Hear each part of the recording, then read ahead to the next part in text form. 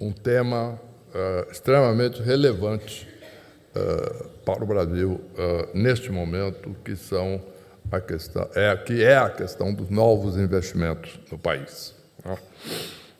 Eu quero saudar o presidente Temer, o governador Dória, presidente do LIDE e chairman, na realidade, e dizer que o fato concreto é que existe hoje uma demanda forte por investimentos no país. Por que eu digo isso?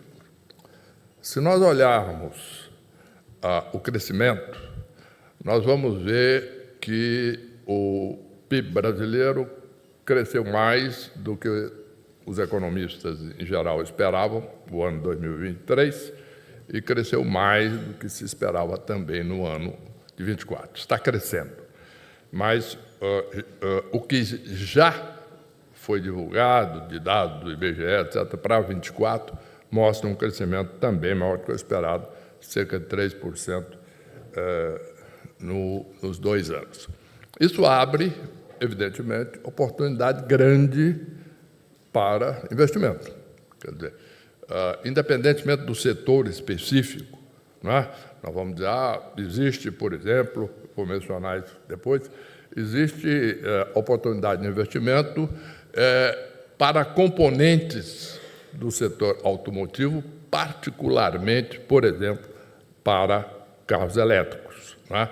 E toda a demanda aí da nova economia. Mas, antes disso, eu quero falar sobre algo fundamental, e depois nós vamos entrar em maiores detalhes, inclusive os demais palestrantes, que é a sustentabilidade deste crescimento. Por quê?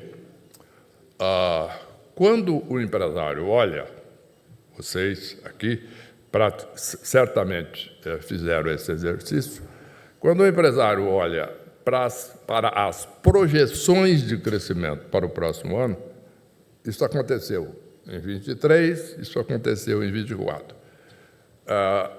Ele modera os seus investimentos baseado nestas projeções que existem. Então, por exemplo, a projeção hoje do relatório Focus do Banco Central é 1,5% de crescimento em 2025. Né?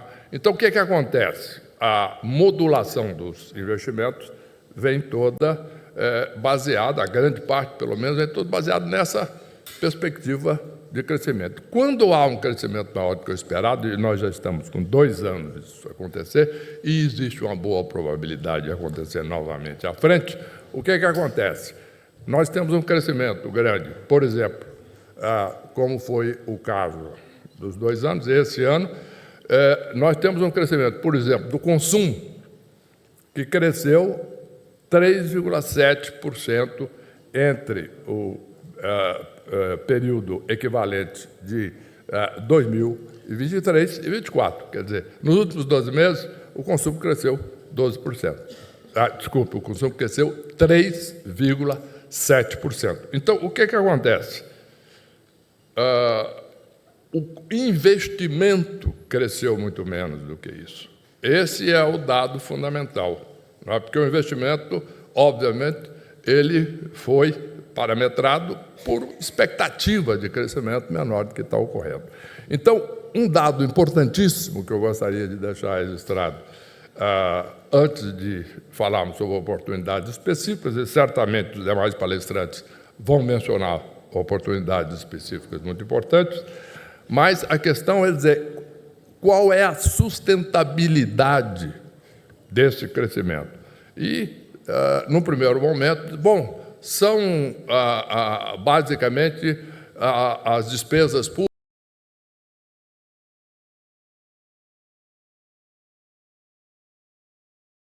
benefícios sociais, através de uma série de coisas, e isso não é sustentável a longo prazo. Muito bem, existe sim uma parte do crescimento que é impulsionado pelo gasto público, mas é uma parte menor, na realidade, quando nós olhamos aí no detalhe, do crescimento do Brasil. O que está realmente surpreendendo no crescimento brasileiro é resultado das reformas estruturais que foram feitas no governo do presidente Temer e que estão gerando um aumento importante da produtividade brasileira. Isso é fundamental, não é? Então, quero deixar claro aqui as bases desse crescimento para que nós possamos olhar os próximos anos de uma maneira um pouco diferente do que estava sendo olhado até agora pelo mercado, pelos economistas, etc. O que acontece? A reforma trabalhista foi um dado da maior importância, não é? O Banco Mundial fez estudo que mostrou que o empresário brasileiro gastava cerca de 1.600 horas por ano apenas para cumprir burocracia para pagar imposto, por exemplo. É um exemplo típico do que eu estou falando. Nesse aspecto, a reforma tributária, que está no processo de regulamentação, é fundamental. A trabalhista, a coisa absolutamente vital também, que foi feita e que aumentou fortemente o crescimento, porque aumenta a produtividade e diminui muito, a reforma trabalhista diminui muito a judicialização dos conflitos. Então, isso são dados muito importantes. Já se falou aqui da questão da lei do cadastro positivo e todos os efeitos dela e a digitalização do mercado financeiro, que foi o painel anterior. Tudo isso aumenta a produtividade da economia brasileira. Ano passado, 73 milhões de brasileiros usaram o Pix, por exemplo. Isto é inédito no Brasil. Por quê? Porque nós tínhamos uma baixa bancarização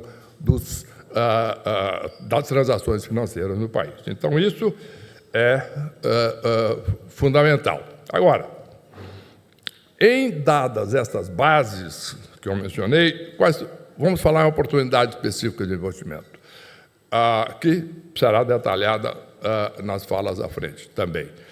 Nós temos, por exemplo, investimentos importantes ainda, que podem e devem ser feitos na área de produção de equipamentos e produção de componentes de toda a evolução tecnológica na indústria automobilística, particularmente carros elétricos. Isso é fundamental, não é?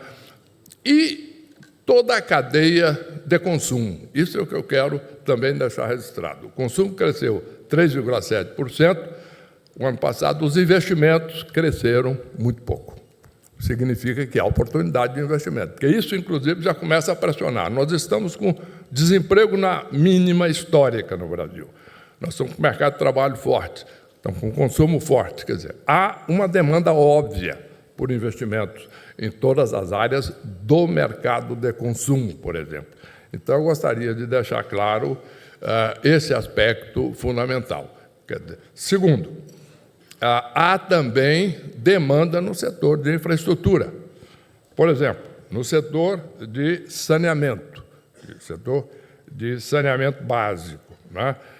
Nós tivemos, por exemplo, a venda da Sabesp, um processo que foi iniciado pelo governo de São Paulo na época exatamente do João Dória, e que é um processo que agora foi concluído e que gerou um investimento de 15 bilhões ali imediato na Sabesp, vai demandar muito mais, e 16 bilhões em outros estados. Mas existe uma demanda para a universalização dos serviços de cerca de 300 bilhões de reais. Então, isso é um dado da maior importância, né? A mesma coisa quando nós falamos em outros setores, de transporte ferroviário, etc., transporte rodoviário, que é o mais usado no Brasil. Finalmente, eu quero endereçar um aspecto que também prejudica a todos, preocupa a todos. Qual a questão? A questão do governo Trump, e as restrições comerciais, isto é, em última análise, a taxação de importações americanas para o resto do mundo. Aqui tem o que, durante muito tempo, foi considerado um problema não, mas um não aproveitamento de totais oportunidades pela indústria brasileira, na medida que a indústria brasileira produz basicamente para o mercado doméstico, boa parte, né?